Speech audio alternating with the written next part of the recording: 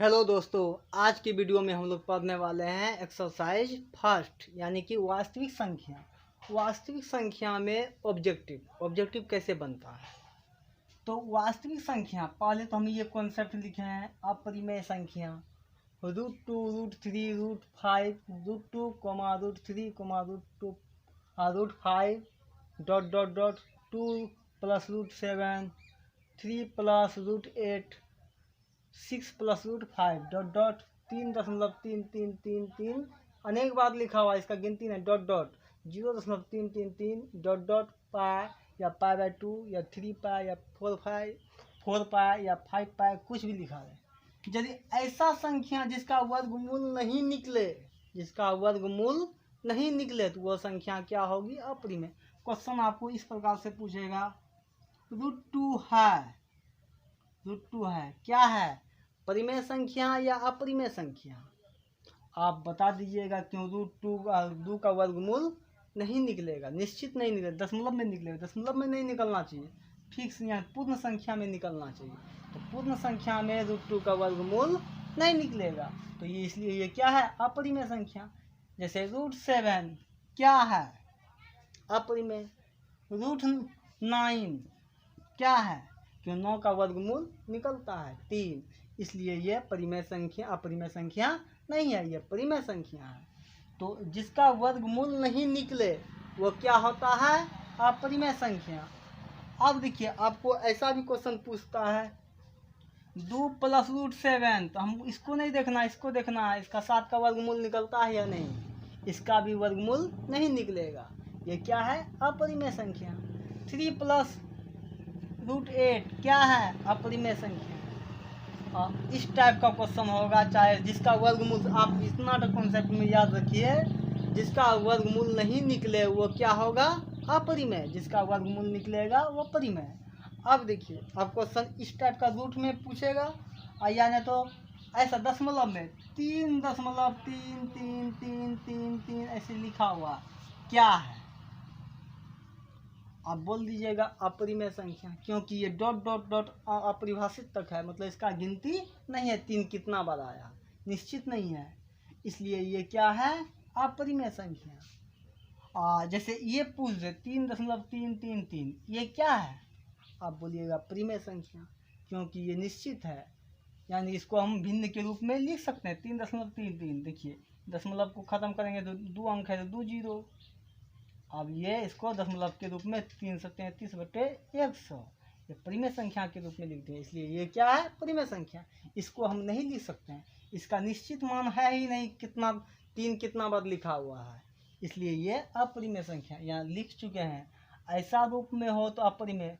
यदि पाई में पूछे क्वेश्चन तो पाई अपरिमेय संख्या होती है, चाहे पाई में कुछ भी जोड़ दे। जैसे पाई है, क्वेश्चन पाई है क्या है? 4 गो विकल्प दिया रहेगा आपके पास, परिमेय, दूसरा अपरिमेय, तीसरा अभाज्य संख्या और चौथा इनमें से कोई नहीं, या कुछ भी रहे तो आपको क्या किसमें टिक मारना है? परिमेय संख्या की अपरिमेय संख्या में। अपरिमेय, पाई अपरिमेय संख्या है, लिखे है ना। पाई के साथ में कोई भी अंक हो या कोई भी चीज़ जुड़ा हुआ हो तो वो हमेशा अपरिमेय होगा, इसलिए लिखें पाई या पाई/2 3 पाई या 7 पाई या 9 पाई या कुछ भी रहे तो वो क्या होगी? अपरिमेय संख्या। तो पाई का क्वेश्चन जितना भी होगा, कभी कभी ऐसा भी पूछ देता है 2√7 मतलब 5√7 ये किस पर क्या है? क्या है? तो आप बोलिएगा √7 खत्म हो जाता है, ये 2/5 ये किस रूप में आएगा? परिमेय संख्या के रूप में। तो ये परिमेय संख्या है जिसका वर्गमूल नहीं निकले और ना कटे। जैसे 1/√7 कौन सी संख्या है? परिमेय या अपरिमेय? तो आप बोलिएगा अपरिमेय, क्योंकि √7 का वर्गमूल नहीं निकलता।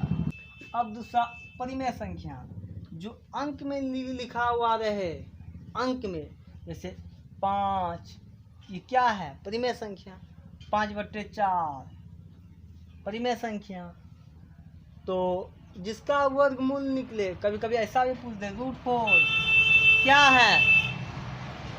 √4 क्या है? परिमेय संख्या, क्योंकि 4 का वर्गमूल निकलता है, 4 का वर्गमूल निकलता है, इसलिए ये परिमेय संख्या है।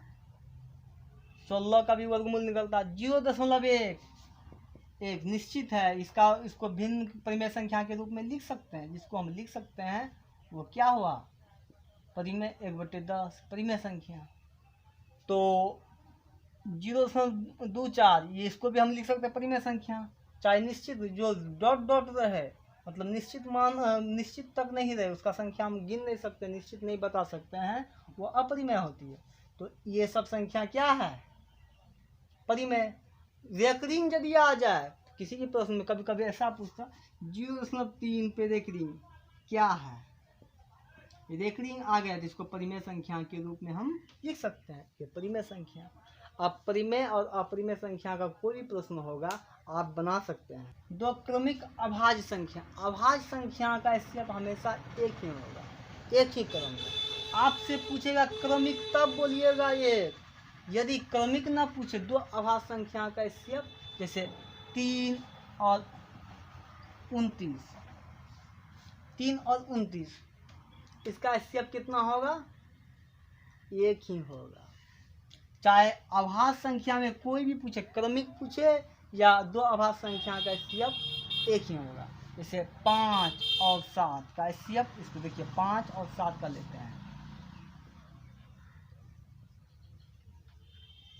3 2 दूना 4, 1 2 बार में स्टेप कितना हुआ? 1। 2 क्रमिक अभाज्य संख्या का स्टेप 1 5, ये क्रम में है। क्रम, पहले क्रमिक होता क्या है इस चीज़ को जानने के लिए।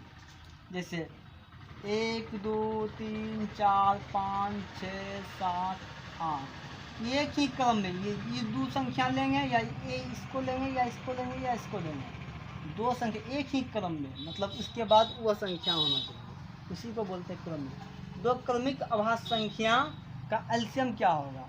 अब देखिए 3 और 5 लिए तो 15 हो गया एलसीएम, यदि 5 और 6 का एलसीएम लेते हैं 30 हो गया, तो ये क्रमिक नहीं होगा। यदि ऐसा क्वेश्चन पूछता है परीक्षा में तो पूछेगा क्या? 2 अभाज्य संख्या ए और बी है, 2 अभाज्य संख्या ए और बी है, तो उसका एलसीएम क्या होगा? तो दोनों का गुणनफल, ए और बी का गुणनफल बराबर ए और बी, आंसर। तो 2 अभाज्य संख्या, जैसे इसका हम 3 और 4 का 3 और 5 अभाज्य संख्या, इसका गुणनफल एलसीएम निकालेंगे। 3 और 5 क्रमिक है, 5 तो नहीं होगा, 3 और 5 15 होगा। उसी प्रकार से 2 क्रमिक अभाज्य संख्या का गुणन एलसीएम क्या होगा? दोनों 2 क्रमिक सम संख्या का एलसीएम 2।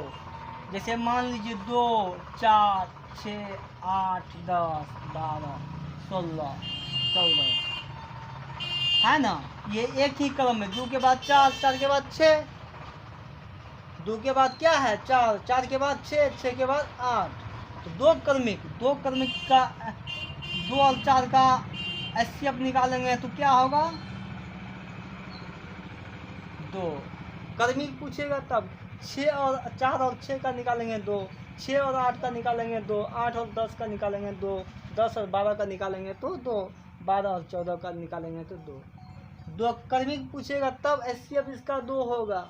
यदि क्रमिक ना पूछे, जैसे 2 अभाज्य संख्या का एलसीएम आप नहीं बता सकिएगा, क्योंकि 2 अभाज्य संख्या का एलसीएम मान लेते हैं, एगो अभाज्य संख्या हम 4 ले लें, एगो का अभाज्य संख्या ये ले लिए 14 10 12 ले लिए, 4 और 12, 4 3 12, तो एलसीएम इसका चेंज हो गया ना, 4 आ गया ना। 2 क्रमिक पूछेगा तभी उसका एलसीएम क्या होगा? 2। इसलिए 2 क्रमिक सम संख्या का एलसीएम 2।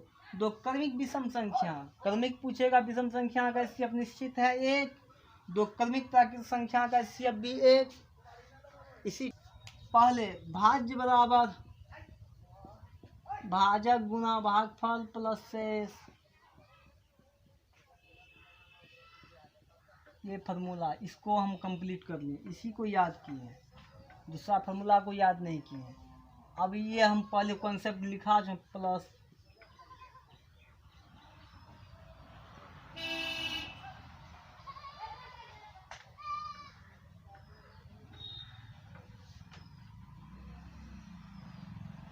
लिखा चुके हैं ना ये चीज़।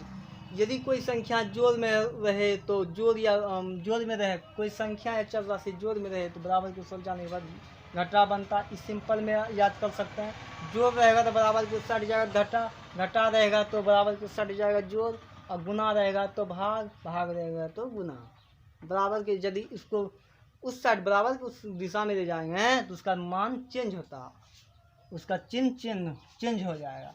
अब देखिए हम भाज्य बराबर ये फार्मूला कंप्लीट कर लिए हैं। अब हमको भाजक शेष का फार्मूला बनाना है। शेष बराबर क्या होगा, शेष इस जिसको हम जिसका फार्मूला बनाना चाहते हैं उसको एक ही जगह स्थिर करते हैं, एक जगह रख देते हैं, रख दिए शेष को। अब इस दोनों को इसको चेंज कर इस साइड लेके आना है। भाज्य माइनस भाजक गुना भागफल, ये फार्मूला प्राप्त हुआ। शेष बराबर ये फार्मूला प्राप्त हुआ। यदि हमें भाजक का फार्मूला बनाना है, भाजक का यदि फार्मूला बनाना है तो हमें क्या करना होगा, पहले दूर का रिश्तेदार और नज़दीक का रिश्तेदार।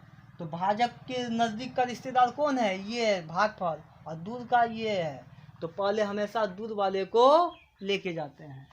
तो भाज्य को रखें और दूर वाले रिश्तेदार को इस साइड लेके आए हैं तो भाज्य माइनस शेष हो जाएगा, भाज्य माइनस शेष हो गया ना। क्योंकि ये जोड़ में है, जोड़ में है तो इस साइड आएगा घटा बन जाएगा, घटा बन गया। अब ये भाजक का फार्मूला बनाना है तो ये इसका नज़दीक का रिश्तेदार है। नज़दीक का रिश्तेदार क्या है, गुना में है, गुना में है तो उस साइड जाएगा तो क्या बनेगा, भागफल। भिन्न में या भाग में तो भागफल बट्टे हो जाएगा। दूसरा फार्मूला कंप्लीट हो गया। नहीं, अब भागफल का फार्मूला बनाना है तो क्या करेंगे, भागफल।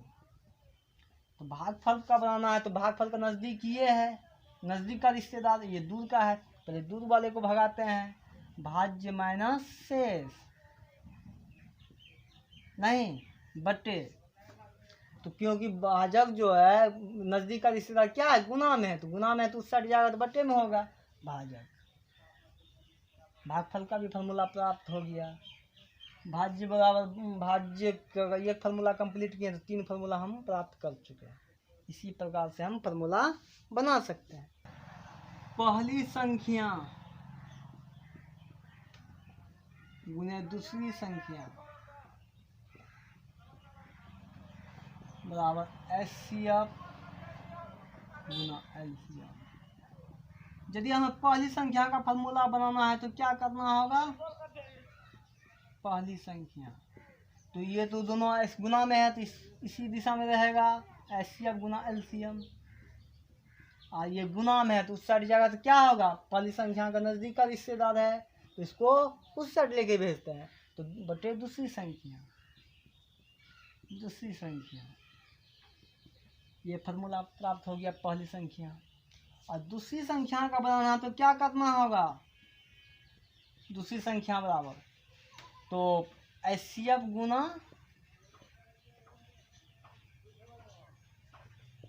गुना LCM। गुना में है, नहीं गुना में लिख दिए दूसरी संख्या। तो पहली संख्या को हमको क्या करना होगा, उस साइड लेके जाना होगा। पहली संख्या को जब ले जाते हैं ये तो पहली संख्या क्या चीज़ में, गुना में, गुना में रहे तो भाग में, भाग या भिन्न में, भाग या भिन्न, तो इसको भिन्न में पहली संख्या। दूसरा फार्मूला प्राप्त हो गया। इसी प्रकार से हमें यदि HCF का फार्मूला बनाना तो क्या करना होगा, HCF बराबर क्या होगा, तो HCF का नज़दीक का रिश्तेदार LCM है तो LCM को उस साइड लेके जाना है तो इसी साइड में है। तो पहली संख्या गुना दूसरी संख्या बटे LCM, ये फार्मूला प्राप्त हो गया। तो यदि किसी संख्या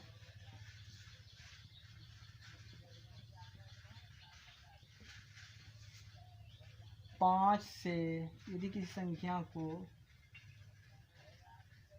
पाँच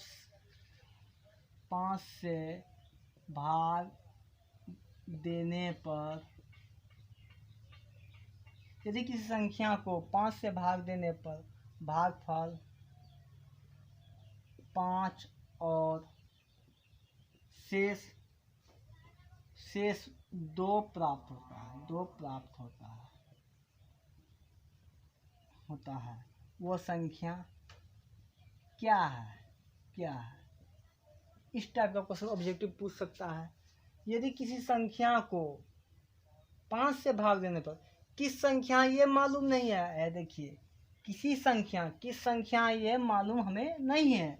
किसी संख्या को 5 से भाग दिए, भागफल 5, शेष यहाँ का संख्या 2 प्राप्त होता है। ये संख्या ज्ञात करना है, यानी कि भाजक मालूम है, भागफल मालूम है, शेष मालूम है, हमें भाज्य ज्ञात करना।